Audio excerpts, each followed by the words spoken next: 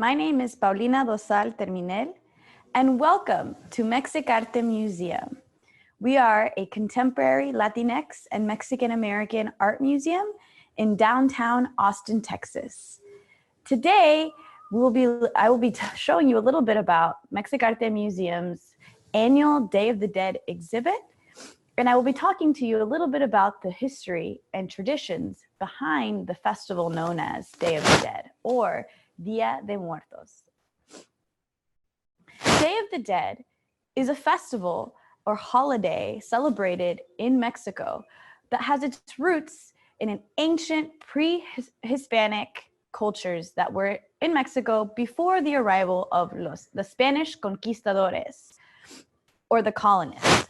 So, Day of the Dead is actually a holiday that mixes together pre-existing traditions from the native people in Mexico before the arrival of the Spanish with some of the European and Spanish traditions that the conquistadors brought with them to Mexico. So what we know as Day of the Dead today has constantly evolved and changed throughout the years and throughout history, and we'll learn a little bit about why and how we can see that through the altares, or through the offerings that people put up in honor of Day of the Dead. Day of the Dead is a holiday in which people celebrate the lives of their family members, ancestors, or loved ones who have passed. In pre-Hispanic Mexico, before the arrival of the Spanish, many indigenous and native cultures had rituals and traditions that they did to honor the lives of people that passed in their community. Some of these rituals, some of these traditions involved burying them a certain way.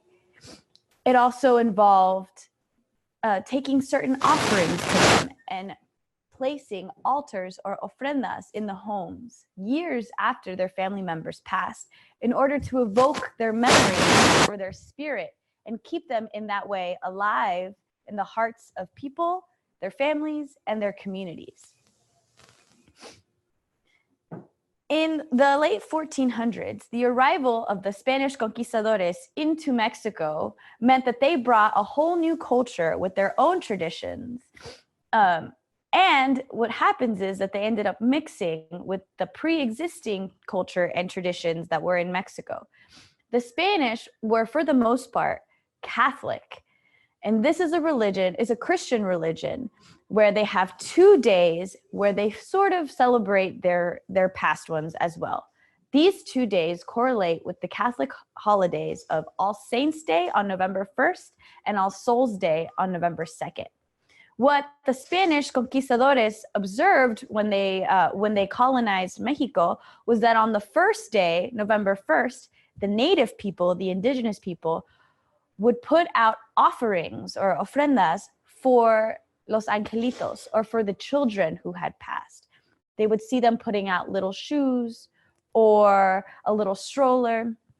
And then on the second day, which correlates with All Souls' Day, the Spanish would observe the native people putting out things for the adults, like candles or shoes or chiles. So in this way, the traditions of both cultures started mixing throughout the years. And so what we'll learn about today is that during the Day of the Dead festivals on November 1st and November 2nd, and depending on where you live in Mexico, sometimes a little bit before that in the month of October, people begin to prepare their homes to welcome back the spirits of their ancestors. And the way that they prepare their homes is they clean them and they build these elaborate structures called ofrendas, or offerings, or we know them here as altars. And the way the tradition started was that you would build an ofrenda in your home. It was a very private and personal thing that you did with your family. But as the Day of the Dead became a more national holiday in Mexico, and it spread to other places in Mexico, and even abroad, like in the United States, Central, South America, and Europe, people have begun to make public ofrendas for famous people who have passed or important members of the community in public places. Here at Mexic-Arte Museum, every year we do a community altars exhibit where we invite members from the community and local artists to make an ofrenda in our museum. If they know someone who has passed or they'd like to make one for someone famous, and they can have it up in the museum for other people to be able to see and learn a little bit about the tradition. Let me show you one that we have here in the museum today. This ofrenda is dedicated to Francisco Toledo, who was a famous Mexican artist. He was a sculptor, a painter, a printer, and an activist for social, human, and animal rights. He passed away very recently, and we decided to make him an altar here at the museum. What we see here are is a more traditional ofrenda or altar. We see multiple levels, which represent the different levels. In this altar specifically, we have 5 levels. We have the picture at the top. Then we have 3 levels, kind of like little shelves. And then we have a level at the bottom. And different levels mean different things. Usually it's depending on what region in Mexico you're from.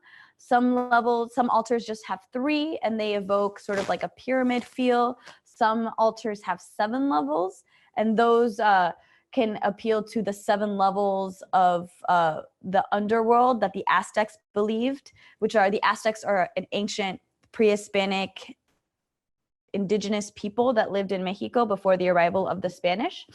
This altar has 5 levels, and it's dedicated to Francisco Toledo. Again, we see the basic traditional aspects of an ofrenda. We have the cempasúchil flower, which is the marigold flower. Cempasúchil, if we say it all together, cempasúchil, it means flower of 20 petals. Sempa meaning 20, and xochitl meaning flower in Nahuatl, which is the language that the Aztecs spoke. It represents the sun, but it also has a sweet, pungent smell, so strong that it's said to guide the spirits of your ancestors back from the dead and into the land of the living. And sometimes, in some communities in Mexico, the offerings are actually made on top of grave sites in the cemetery. And then families will place food, personal items on top of the grave, but then make a trail of marigold flower petals from the grave into a bigger ofrenda or altar in the home. So the flowers are also kind of a trail literally from the grave into the home of the family members. You also see at the top of this altar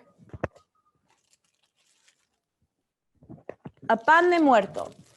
Pan de muerto is a typical Day of the Dead food that you can only really get during this time of year, November 1st and 2nd, and kind of maybe the week before or the week after.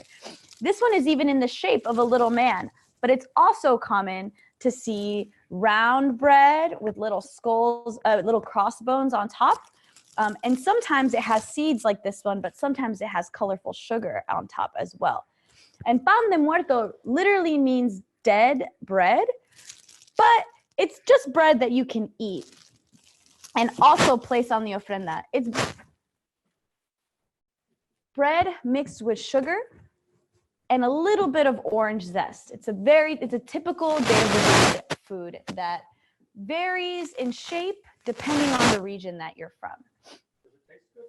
It tastes so good. It's very tasty. And, you know, in the United States and other places, they make this bread special just on the Day of the Dead. So if you are able to, if you have maybe a Mexican bakery near or anywhere where there is a lot of Latin American people, you can probably find Day of the Dead bread right today. Another part of the altar that we have on this is we have the personal items. We actually had Francisco Toledo had some of his art pieces on display at the museum. So we actually have some of his painting tools like some brushes and some paint and an easel that he worked on. He was also an activist. So we have various of his paintings and works that he did on kites. And all of these, again, are personal personal items or personal memories of the artist that would make his altar or his ofrenda unique to him, right? Another very common thing you'll have in altars, because it's kind of a mix of native traditions with Western kind of religious traditions as well, you will sometimes see crosses on altares or ofrendas. You'll see maybe saints or La Virgen de Guadalupe, which is a Mexican saint as well. But you will also see lots of pre-Hispanic symbols. So you'll see lots of ceramic bowls. You'll see, maybe you'll see copal or bowls made of gourds, like this one up here. You'll see symbols, nature symbols like seashells or conch shells. You'll see el papel picado, or these flags, which are they come from the Otomi people of Mexico, which is a native and indigenous tribe from the state of Guerrero, that their art practice is they get this amate paper, or this very thin bark paper, and they chisel it to make designs. And this is where we get the papel picado that we see in modern Mexico today. So someone asked, why do Mexicans celebrate this holiday? Right, so Day of the Dead is celebrated every year on November 1st and 2nd, and it's a time to honor the lives of those who have passed. So the first day that you celebrate, you will celebrate all the lives of young people who have passed. So they call it the Day of Los Angelitos, or the little angels. The second day is the day where you honor or celebrate all of the adults who have passed. And the way you celebrate them is you build an altar or an ofrenda in your home, or maybe in a public place like a town hall, or a school, community center, or a museum like us. You build an ofrenda for them. You make their favorite food, and you put their favorite food. You put all sorts of personal items, and then you put a couple of other things that each have a kind of like a hidden meaning that dates back to pre-Hispanic times, or before the arrival of the Spanish. And those things involve using natural elements. So in every single ofrenda, you'll see all 4 elements of the natural world displayed. And what do I mean by that? What I mean is you'll always see the elements of fire, earth, water, and air represented in your ofrenda, along with the personal items of the person you're honoring. The earth is represented by all of the beautiful flowers, the cempasúchil, and all the food that's on the altar, everything that comes from the ground. That also involves the ceramic pieces and seeds. It is very common throughout this time, because it's around November. It's also a bit of it's with the harvest. So it is very common that on ofrendas, you'll see seeds like squash, beans, and rice, which were common, squash, beans, rice, and corn, which were common to be harvested during this time. You will also see staple pre-Hispanic foods like chocolate, chiles, tortillas, mole, and tamales on ofrendas. All of those representing the element of earth. You'll also see the element of fire, which we can't really see in our museum, but if we had our ofrenda in the home, or if we had our ofrenda outside in a cemetery or in a public place, we would be able to light our candles. And candles represent fire, and they also typically represent when you have a wish or you're asking for something, a petition, that is represented in fire. And think about it. When you blow out a birthday candle and a birthday cake and you make a wish, that's fire. Or if you go to church and you light a candle and you pray, that's fire. So fire is always on the altar as well. You also will see the element of water And water, again, we can't really represent so fully in our museum, but anytime that you see an empty cup or a bowl, it represents water, right? And you fill up, and in some cultures in Mexico, you put a full glass of water on the ofrenda on the night of November 1st, and on the night of November 2nd, the cup of water will be empty. That is the thinking, and that is the belief behind the water, because if you're drawing the spirit of your ancestor back to life, when they get back to the home and they see the ofrenda, you'll want them to be greeted by water and food. Sometimes, like in this altar, you'll even see the shoes, so that they'll have something to walk on when they get back to the land of the living. Someone asked about the skulls. What are they? Oh, perfect. So I actually have a whole section. One of the biggest or the most iconic symbols of El Día de los Muertos, or Day of the Dead, has been the sugar skull, or really just the skull, which we call calavera. The calaveras for symbolize Day of the Dead because, I mean, for obvious reasons, right? We are all skulls underneath. No matter how we are in the land of the living, how many material possessions we have, or how we look on the outside, at the end of the day, we are all skulls. But in saying that, you don't really see many skulls in Day of the Dead that are just plain skulls. You'll see them decorated and colorful and smiling, always in different versions of festivities. And the reason for that is that Day of the Dead is a celebration. It is not scary or sad. It is a time to remember and enjoy all of the beautiful things that life has to offer, or all of the unique things that made people unique in their life. So even though during Day of the Dead, you'll see lots of people represented as calaveras or skeletons, they will always have some sort of decoration or smile on their face. All of the symbols and the designs on the calaveras, or on the sugar skulls, they're supposed to represent the uniqueness of every single person, the individuality that shines through, even though at the end of the day, we are all the same. And eventually, everyone passes away. Yes. What is the papel picado and why is it important? A better example of papel picado, I'll kind of bend down a little bit. This is papel picado that we've laminated because it's so beautiful. This is papel picado that is made of tissue paper. So papel picado, or chiseled paper is the direct translation, came to Mexico by way of the Spanish conquistadores. So in Mexico, before the Spanish came, the ancient or the native indigenous people of Mexico, they had a bark paper called amate paper. And this paper was very hard because it was made from bark, and they could paint on it and they could chisel designs out of it. And when the Spanish came, they brought this decorative colored paper by way of China.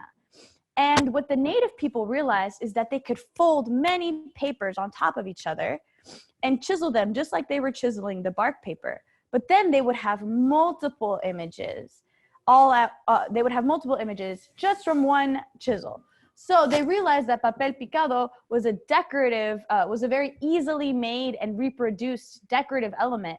And you'll see papel picado for all types of Mexican festivals, not just Dia de los Muertos, but for the Independence Day, for religious holidays like Christmas and baptisms, for weddings, and all kinds of different designs. If you see our papel picado here, is actually in the design. I don't know if you can see this one as well, but over here, our papel picado here is actually in the design of a marigold flower, of a cempasúchil, the flowers that we were just talking about, which are the staple flower of Day of the Dead. Someone asked, do they pick the petals off those flowers?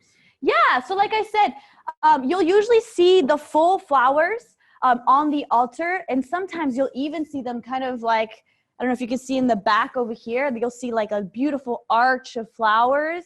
They'll make designs with the petals on the floors called alfombras, depending on what part of Mexico you're from. They'll make beautiful designs with flower petals and seeds on the ground. They'll also do that on top of the grave sites. They'll use the flower petals and seeds to make these beautiful and ornate designs. Day of the Dead is typically or was traditionally mostly celebrated in southern and central Mexico. As through the years, as people have moved and migrated, the traditions have spread and changed depending on where people have moved and what's available to them.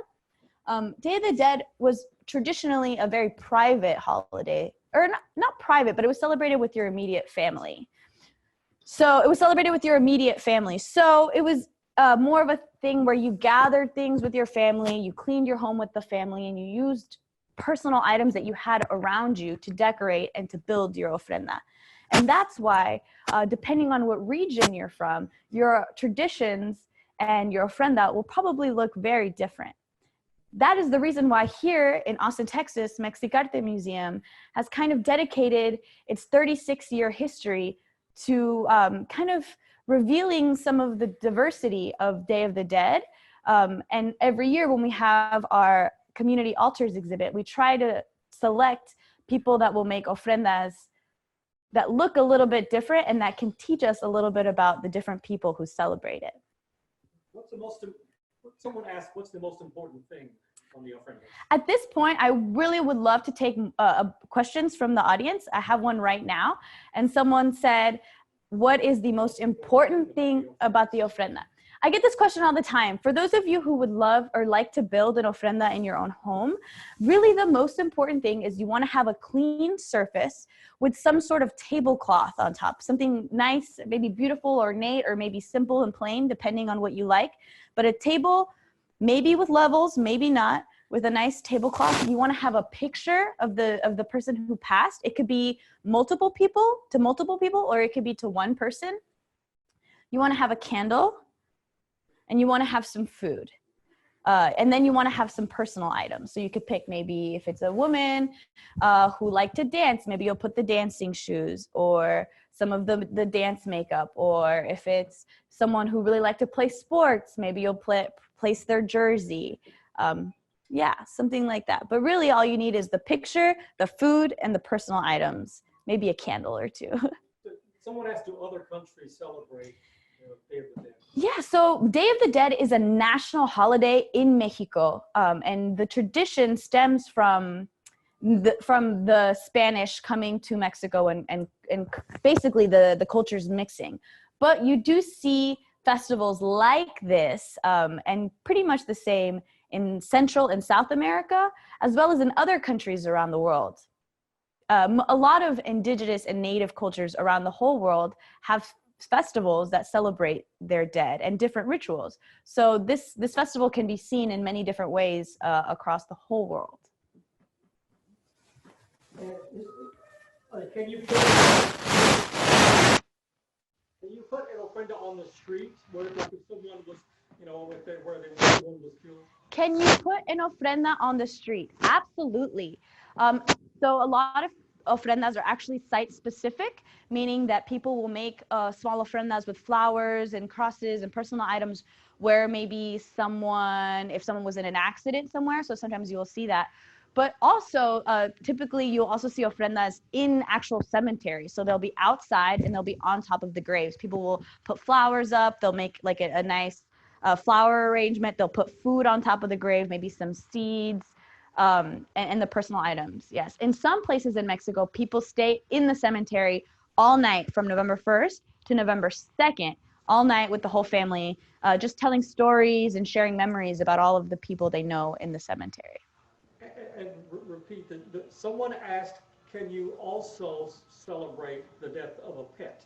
Can you also celebrate the death of a pet? Yes, absolutely as well, right? So part of this festival, right, is kind of knowing that it comes from native traditions, and the indigenous people, the native people, they believe that everything had a life force.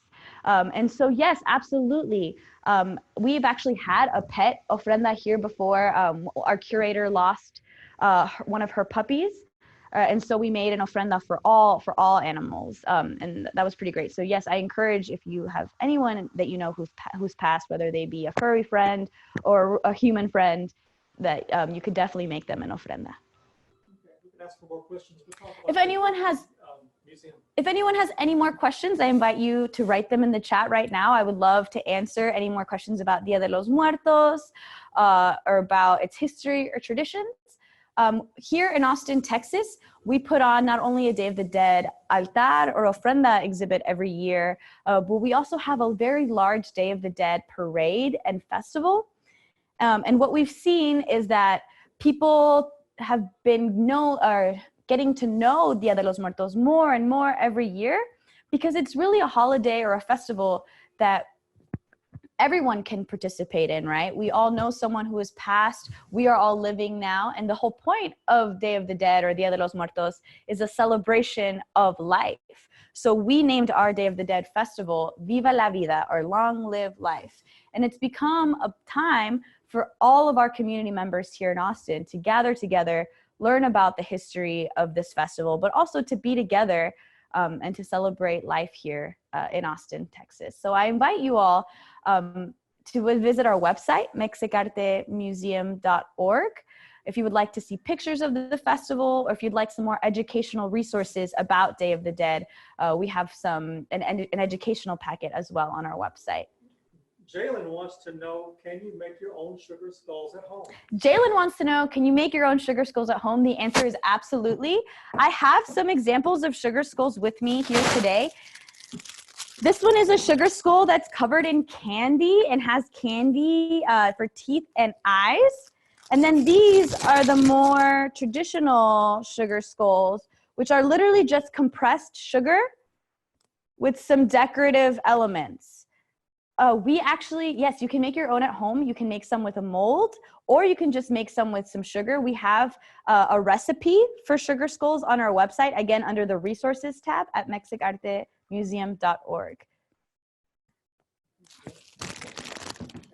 someone wants to know if you speak Spanish. I do speak Spanish. We'll be doing a Spanish live stream, I believe, at 1 p.m. So if you want to hear the Spanish version of that, you can tune back in at 1:10 or for the next session. I'm not sure what time. Ask for more questions. Does anyone else have any more questions about Dia de los Muertos? I actually am from Mexico City myself. That's the capital of Mexico. So I celebrated Dia de los Muertos with my family a little bit differently. Mexico City is a city, so it doesn't really have rural places where I could go pick flowers. So my ofrenda was very much, my family's ofrenda was very much just a table in our home where my mom put a nice tablecloth and put pictures of everyone we knew in our family or family friends or anyone we knew who had passed, even famous people. I remember my mom had one of a picture of Princess Diana on the ofrenda, and just some sugar skulls and some candles and some food. She would only put the food out. She would put the ofrenda out all of the month of October, and then she would only put the food out on November 1st into November 2nd. Do you eat the food? So you do not eat the food that's on the ofrenda. The food that you put on the ofrenda is only for that person's soul, who the pictures that you have on the ofrenda. You make your own meal, usually the same meal that the person that you put on the ofrenda, you make the same meal for you and your family, and then y'all share that meal. But you do not eat the food on the ofrenda. You leave it there. Okay. All right. Well, I want to thank everyone so much for joining me here today. I hope that you learned a little bit more about Dia de los Muertos, or Day of the Dead. I invite you to research this festival more if you can, to go to Mexico one day and see the actual festival throughout this time. Tonight is November 1st. Tonight is also is the first day of the festival. So if you would like to build your ofrenda, you still have time. And yeah, if you ever make it down to Austin, Texas, come to Mexic-Arte Museum, and we would love to see you. We're an art museum, and we're open every day of the week. Thank you so much. Adios.